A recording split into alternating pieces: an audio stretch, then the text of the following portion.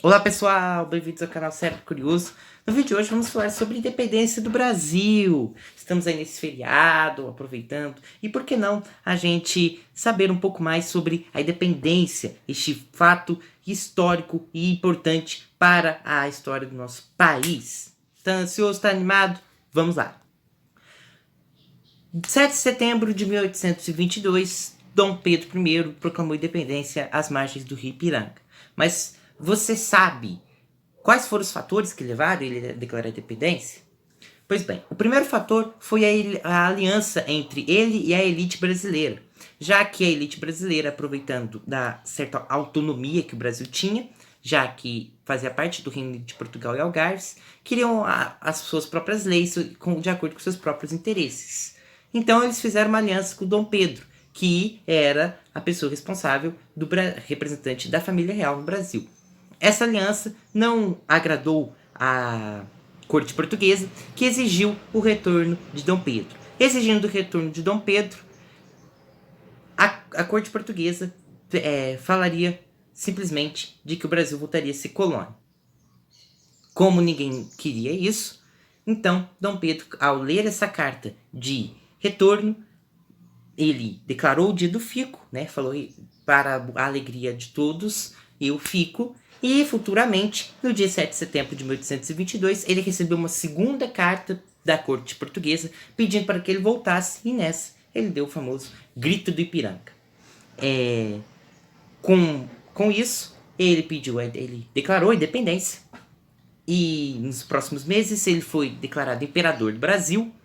Então o Brasil ele era uma nação independente, baseada numa monarquia, ela era uma monarquia. E houve reações, ou seja, começou ali uma guerra de independência no Brasil, ou seja, pessoas que eram ligadas a Portugal ficaram insatisfeitas com essa independência e começaram a causar revoltas e rebeliões, e criar rebeliões para ameaçar a independência do Brasil. Então houve uma guerra de independência brasileira entre comerciantes portugueses que não gostaram da independência com a elite brasileira que gostou da independência, que pediu a independência. E quais foram os pontos positivos e negativos da independência? Bom, os pontos positivos é que o Brasil agora ele tinha autonomia política e autonomia econômica. Como assim econômica? No sentido comercial, porque agora ele poderia exportar para qualquer nação. Não só qualquer, ele também teria que atender os interesses da Inglaterra, por exemplo. E nós vamos falar isso nos pontos negativos. Pontos negativos. Não houve participação popular, ou seja, só a elite brasileira participou da independência.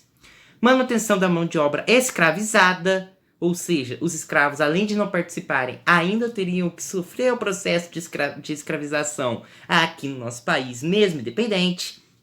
E podemos citar também a subordinação da economia brasileira aos bancos ingleses. Por quê?